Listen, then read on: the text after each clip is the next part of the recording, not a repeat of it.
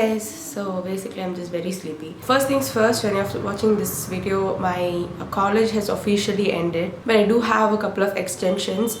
It's going in a weird pattern, like some kind of a slot based system, so I think it will take a little bit more time than I expected it, but I'm hoping I finish it by the end of this month. Pretty much I'm done with my regular postings and my regular college life. Now it's basically like we're all split and we're all just going to places where we have extensions. Today what I'm going to be doing is I'm going to be attending Varshini's workshop. It's a collage and coffee workshop. I'm very excited for this workshop. I love Varshini's art as such, and I love the collages that she actually makes and posts on her page. I do collages myself, but I just wanted to learn it from somebody else because it's fun, and it's Varshini who's going to be teaching me, and it's like double fun. So I'm very excited for this.